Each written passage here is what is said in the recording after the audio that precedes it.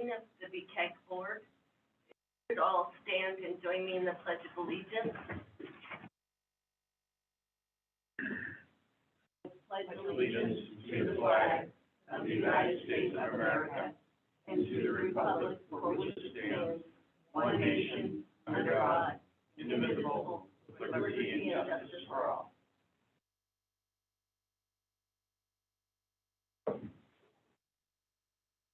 Thank you. Could you call the roll? Board Member Connolly. Board Member Lucero. Here. Board Member Ritter. Here. Board Member Kimmelchu. Here. Board Member Teeter. Board Member Knuckles. Here. Board Member Kay Reynolds. Here.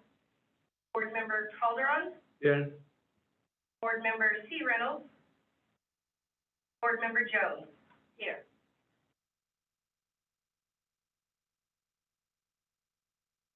Our first order of business is to elect a chair and vice chair for the 2022 calendar year. We'll do chair first, and I'll entertain nominations. Madam Vice Chair, I spoke with Chair Connolly, and he is happy with the time he has spent as chair, but he's willing to step down. So with that, I would nominate Jody Jones as our chair.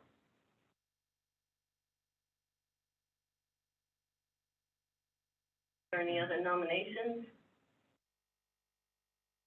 None. Could you call the roll?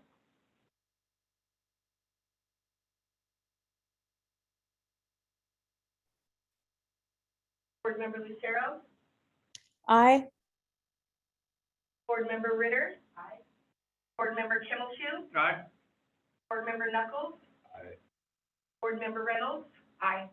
Board Member Calderon? Aye. Board Member Jones? Aye. Thank you.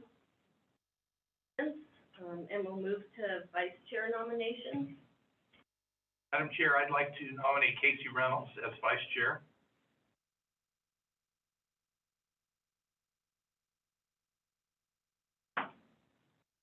Any other nominations? Seeing none, we'll have another roll call vote.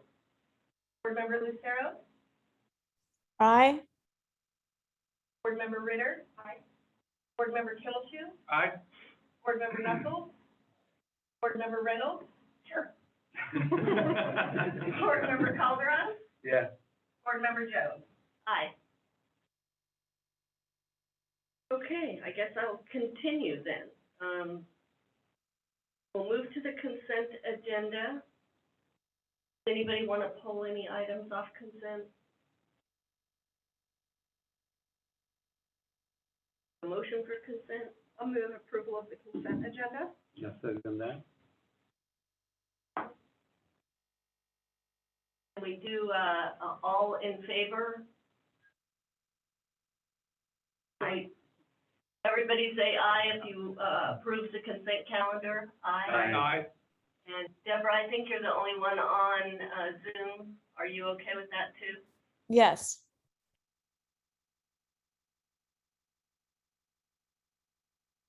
Action item number 6, approve a resolution for accepting advance allocation of regional early action planning grants.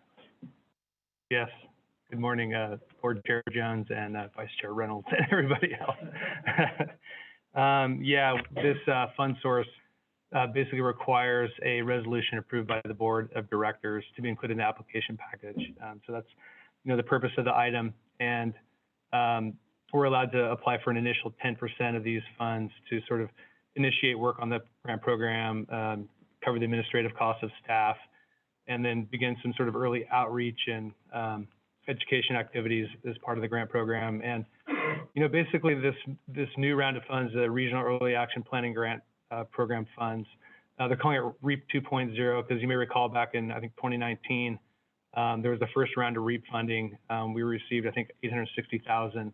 And we used that to update the BCAG Regional Housing Needs Plan. And we suballocated a portion of the funds to member jurisdiction projects, mainly projects that would increase the housing supply, because that was the main intent of the first round of these funds. The second round of funding, it's a bigger pot of funds. There's 600 million statewide that's available for MPOs like BCAG. Our allocation is just short of 3 million, so it's quite a bit of funding. We have through June 2026 to spend the funds, so I don't expect that we're all going to jump on this right away, but you know, over the next couple of years, we're probably going to start burning those dollars. So one of the changes with REAP 2.0 is instead of just focusing on increasing housing production, they really want it to be projects that sort of decrease per capita VNP, which is probably no surprise. You know, the state's moving on that on many fronts, and so the projects that, you know, will be funded under this program are going to have to sort of meet that bar. The other intent of it really is to help fund implementation of the region's SCS, the Sustainable Community Strategies. There hasn't been a lot of funds for implementation of action items and policies in the SCSs statewide, so I think this is an effort to try to sort of get the rubber to meet the road, so to speak, on those regional plans. I think that's all I had. Just looking to get that resolution in. We're going to get the application in probably early next month, and then just start moving forward with coordinating with member jurisdictions. Tribal governments this round are eligible for funding, so we're going to be coordinating with them to see if they have projects, and just kind of try to get the program moving forward. So. Let's tie in with the dollars that we're getting, county and county south, or need to be used in relationship to housing? They can be used for, it has to be within our region, so within the county boundaries, but it can be used for, I mean, there's a lot of examples of projects, rezoning and updating city and county plans that accelerate infill development, completing environmental clearance. So we've had some preliminary talks with City of Chico staff about the Barber Yard project and possibly using REAP funds for the environmental dock for that. That's an eligible use of the funds. Infrastructure planning for sewers, roads, and transit, bike ped and infrastructure plans, implementing things like road pricing, and then, of course, like transit projects. So, you know, all those kind of things that like reduce per capita VNT, whatever it is, it has to have that, meet that kind of nexus, so.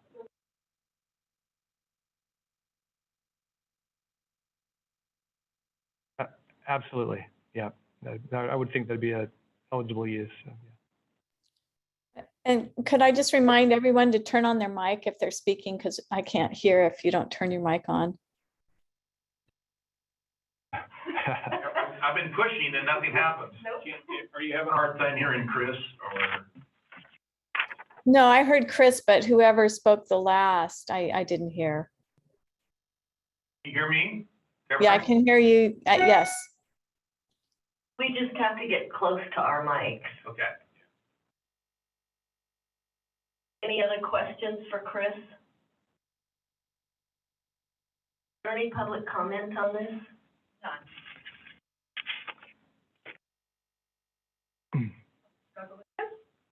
Second that? Second that? Sorry, can you call the roll? I think it's easier when we have some people on Zoom to do that. Board Member Lucero? Aye. Board Member Ritter? Aye. Board Member Kimmelshoe? Aye. Board Member Newgold? Yeah, aye. Board Member Reynolds? Aye. Board Member Calderon? Aye. Board Member Jones? Aye. Chris, you're up again. We're moving on to items for information only. Item number 7, an update on the North Valley Passenger Rail Strategic Plan. Yes.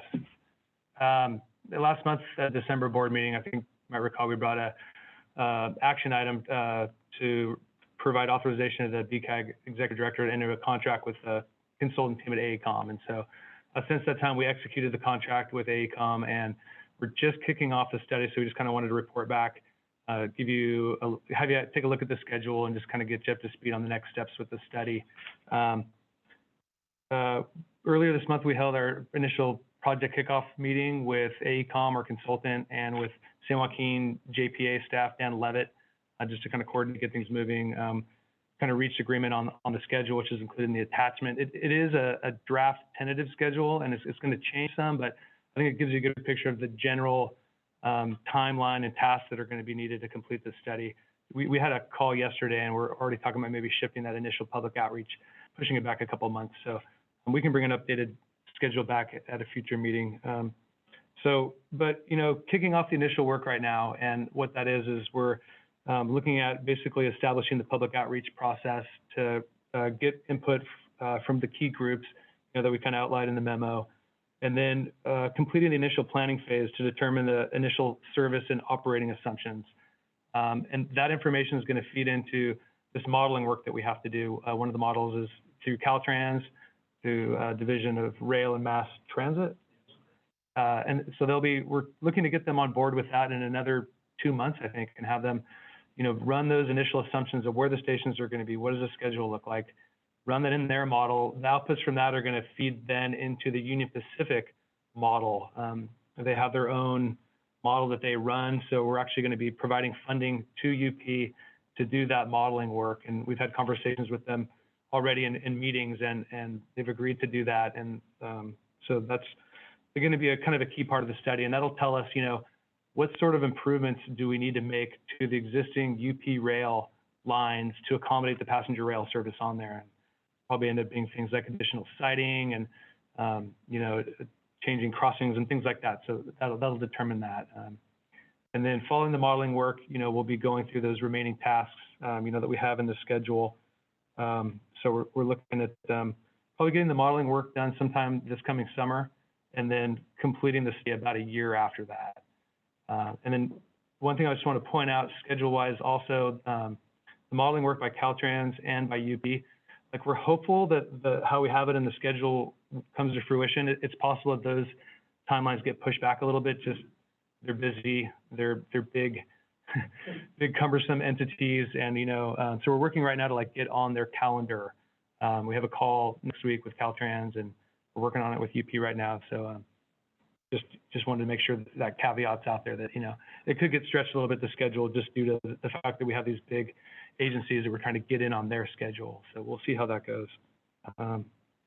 So yeah, we're going to keep updating the board, obviously, as the study progresses. And we have the consultant team under contract to come either virtually or in person and go through some PowerPoint slides. Those key deliverables are developed, so you guys can have some input and review of the key deliverables and that sort of thing. So I think with that, we're excited getting this underway, and we'll just keep you up to date as we go through.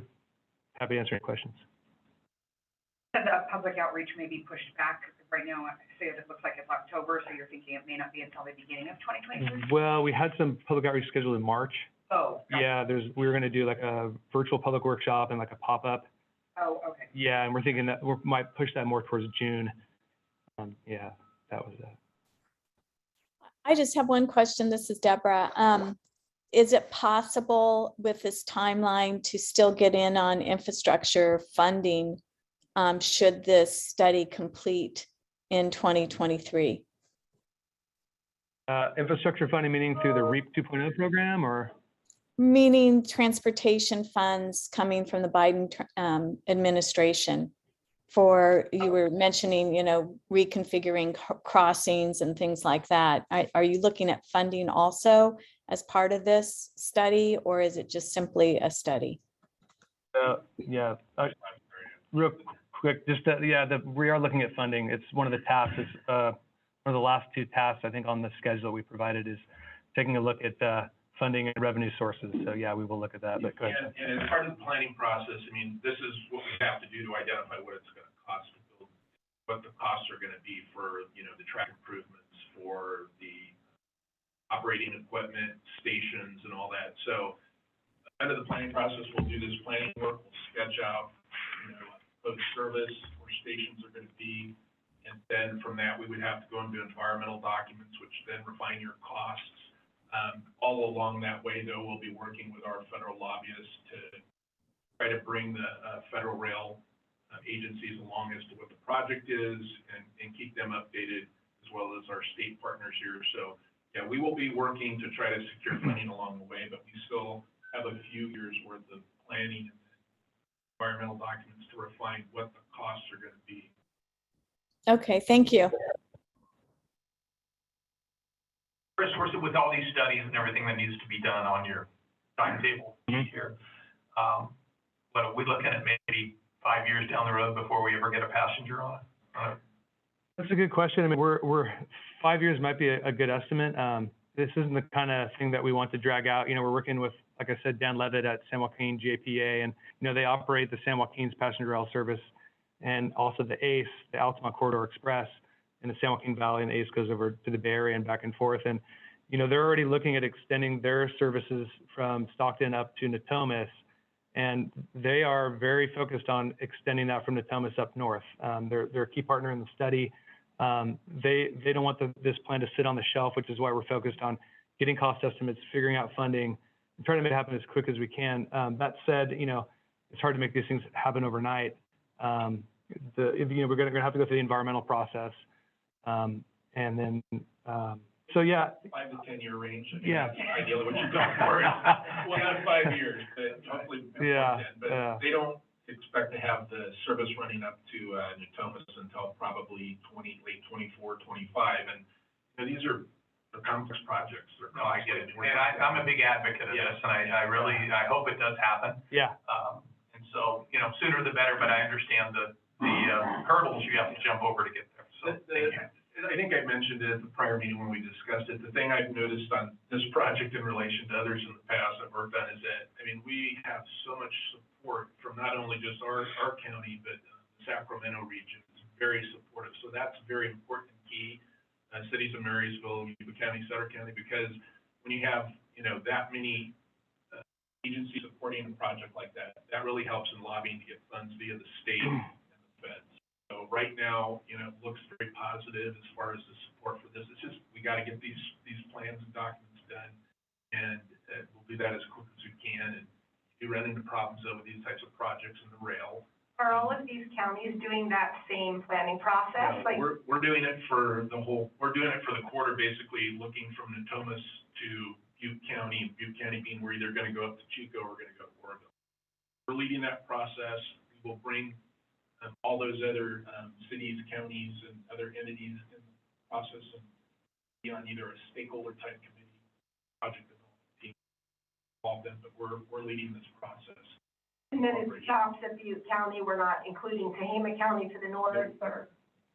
At this time, no. That's for the next generation of planners. But all of the You have to leave counties somewhere for the other. Yeah, but that is kind of the concept, is that if it does come up, like say through Chico, that eventually you can extend it up through Reading and northward and tie into other stuff to the north. So yeah. Maybe this isn't an appropriate question, but are there any detractors? Are there anyone that you know of that may, for some reason, be opposed to this?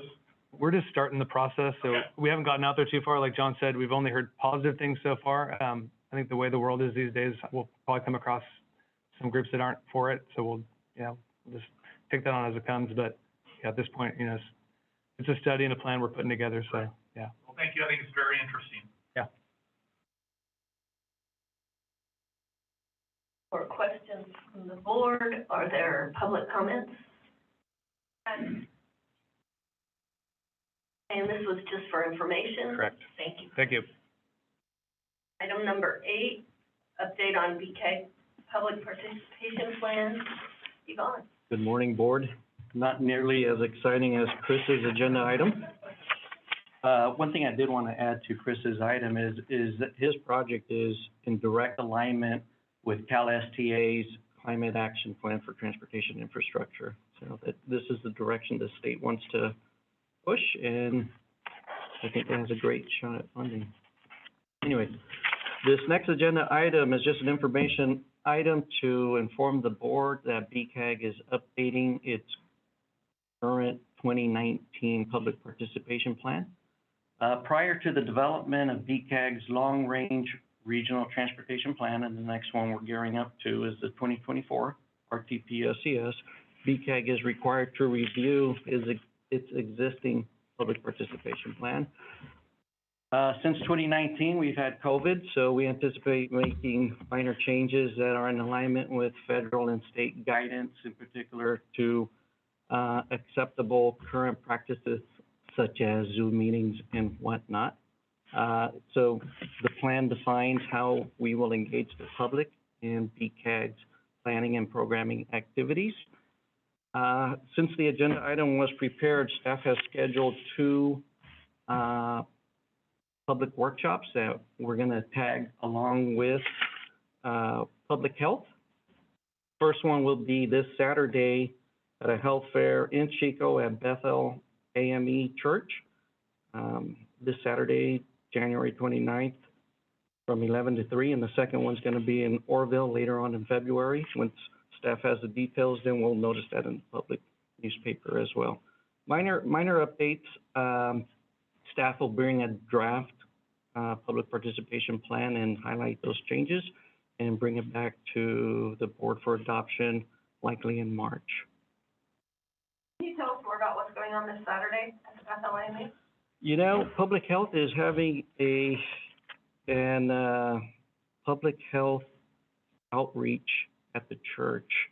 I don't know all the details, but as part of our Transportation Advisory Committee, we do have a public health representative. And when I asked for suggestive sites, they informed me of this, so I'll tag along and I'll bring some of BCAG literature of what we do as an RTPA and MPO and transit operator. Yeah, there was a good article on the front page of the paper about it, so it'll be well, it's been well noted anyway. What other communities are you planning to access? Well, besides the two public workshops, we'll have a Zoom meeting in the middle of February. But wherever the board would like to direct staff to have a public workshop, happy to go. And these particular ones in Chico and Orville will be on Saturday. Whatever activities are going on in Gridley, for example, if there's a farmer's market or some other activity, happy to attend. Just stay in touch. Okay. Any other questions for Yvonne? I guess I would ask if, oh, I'm sorry, I would just ask if also, are the materials, I wasn't sure if you said they were also available in Spanish? The material is not, but I am bilingual. Si usted prefiere en español, por supuesto.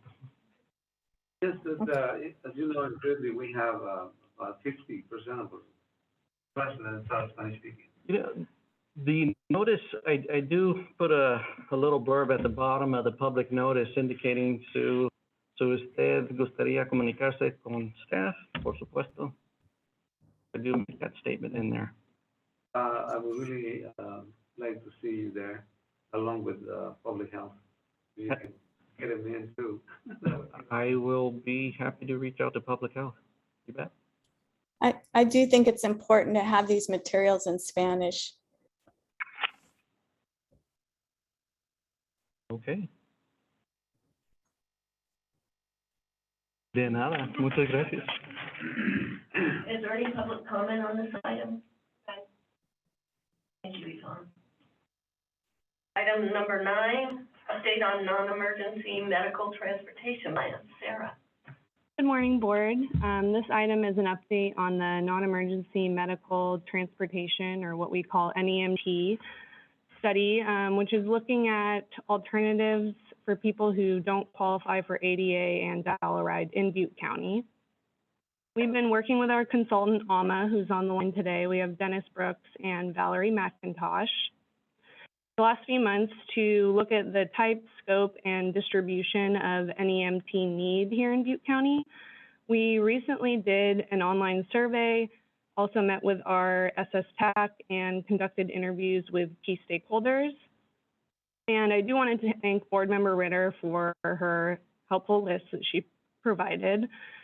We did receive 375 responses on the survey, and that was looking at NEMT, healthcare destinations, and travel patterns.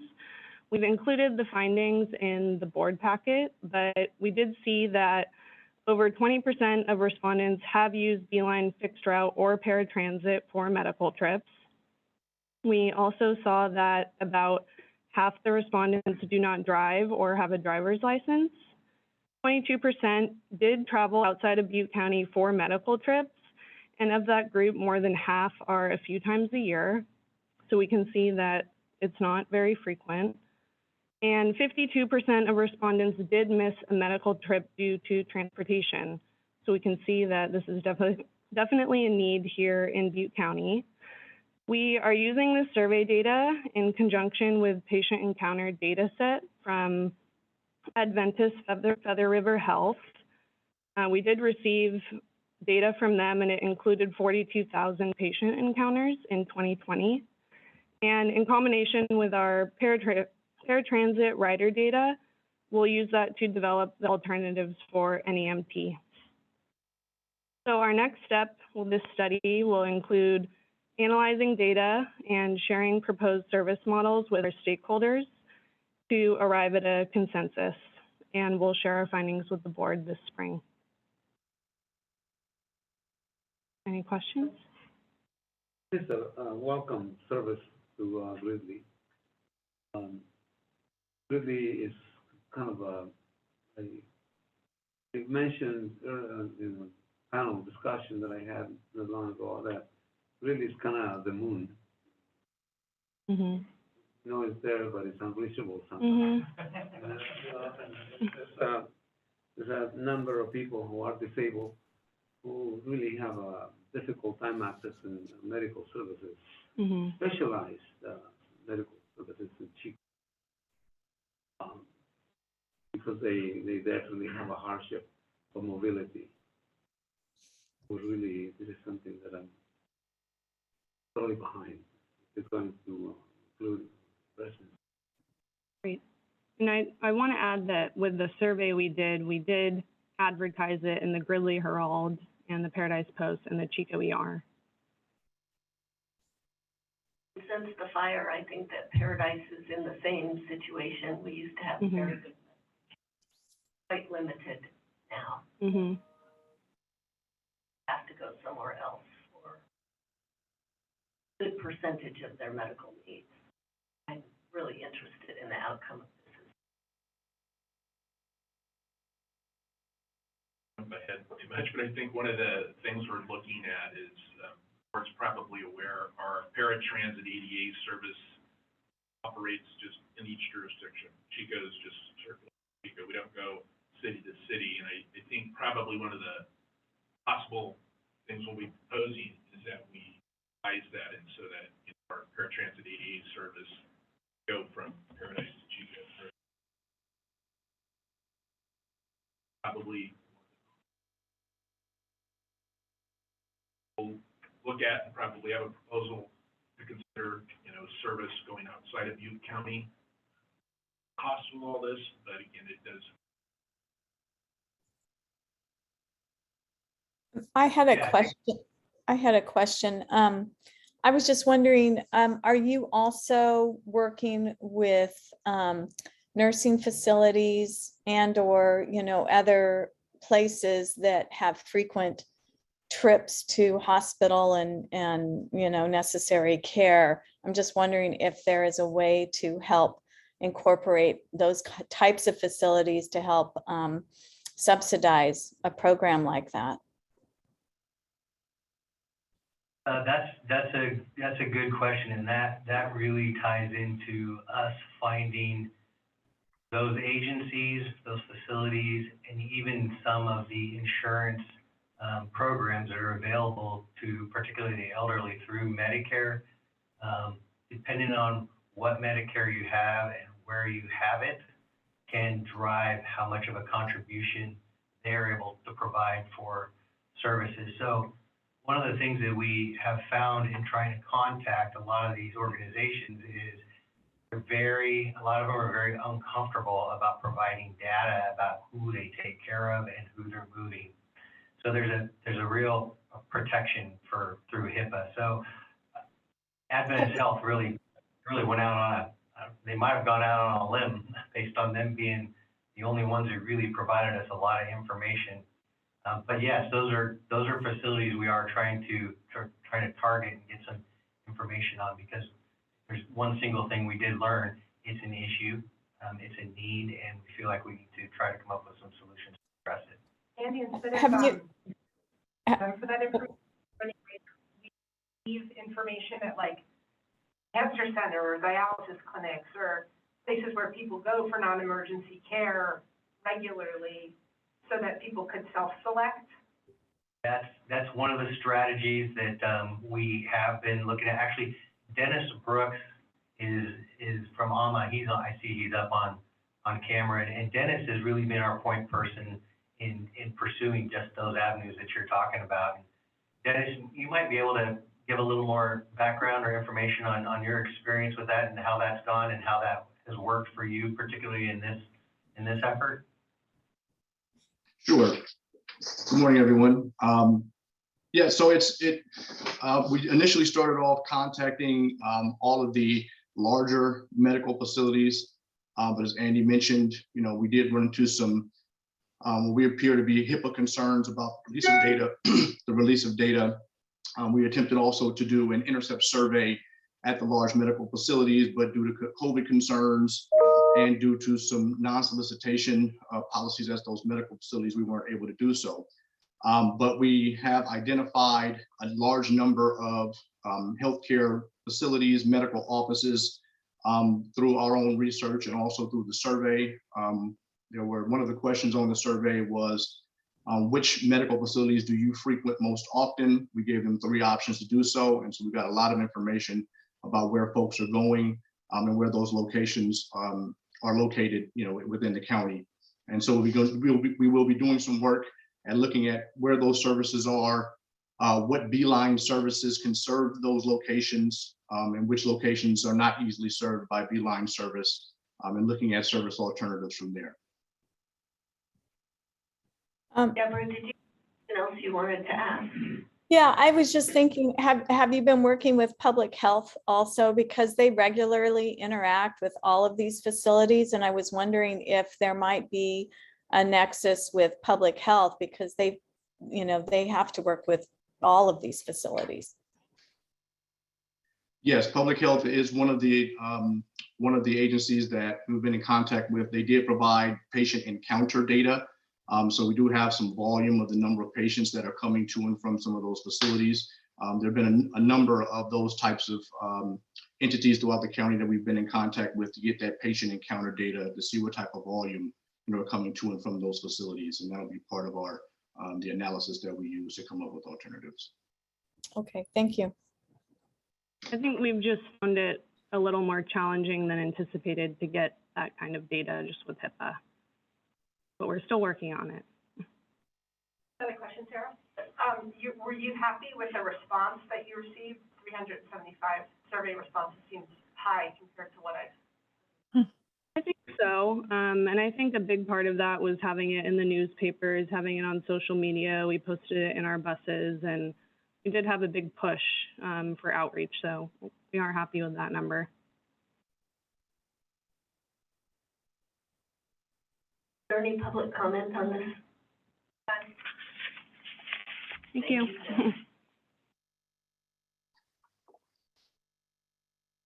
Item number 10, an update on zero emissions vehicle rollout plan and our underground infrastructure for electric transit vehicle charging.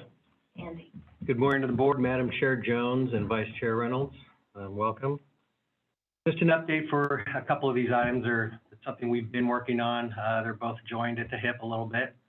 The zero emissions vehicle rollout plan is CARB, California Air Resources Board qualified document to be submitted by June of 23. In April of 21, we brought on the Center for Transportation and the Environment to help us roll out that plan. And since that time, they've been assessing our facility here, how we do our maintenance, our fleet, our vehicles, our fueling, all of the parts and pieces that go into developing some type of a transition from what you have to what you're trying to achieve with zero emissions vehicles, electric vehicles, and hydrogen fuel cell.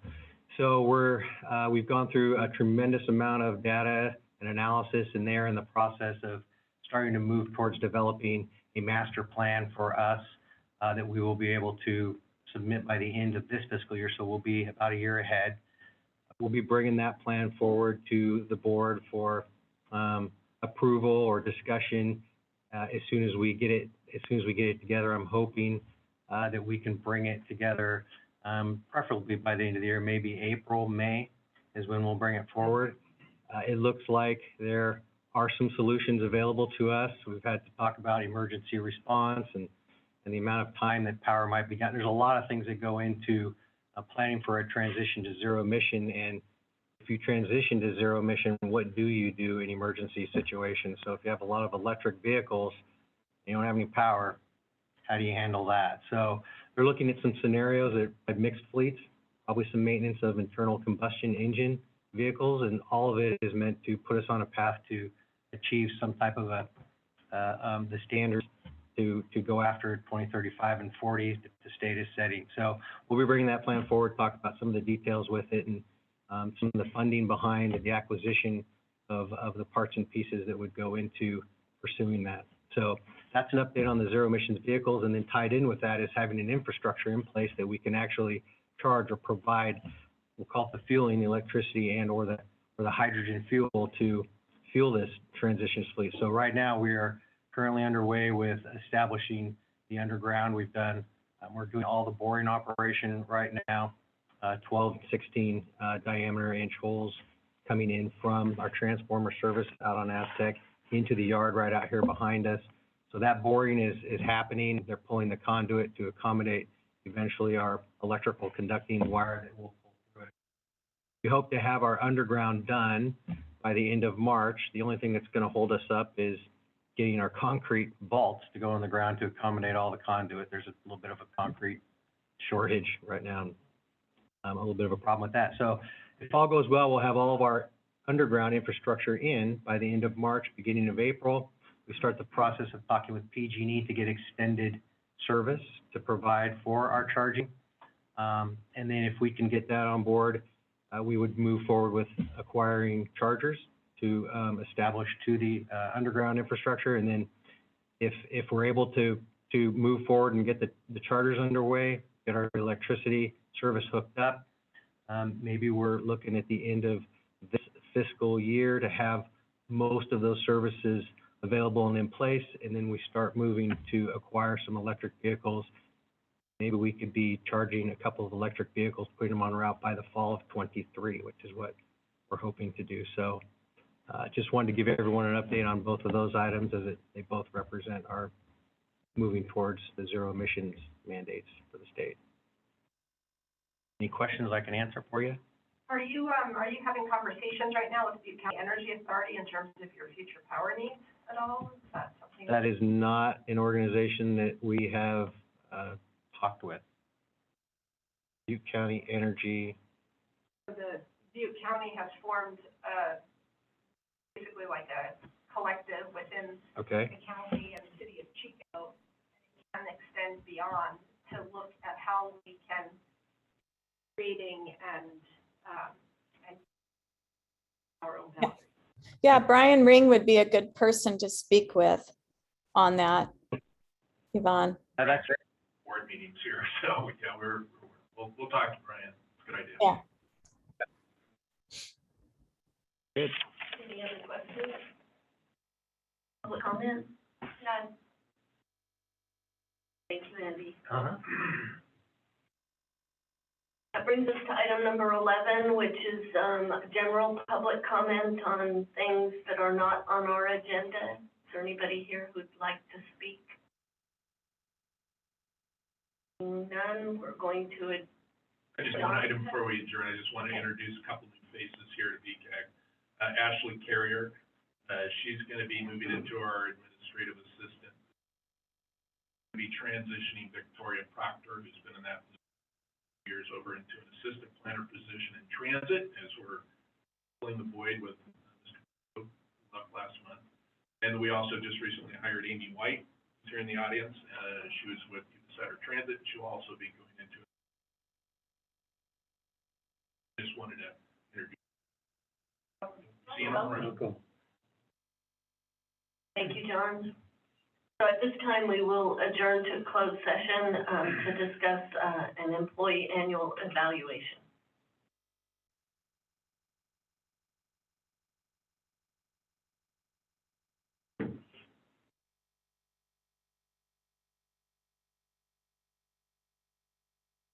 we ready?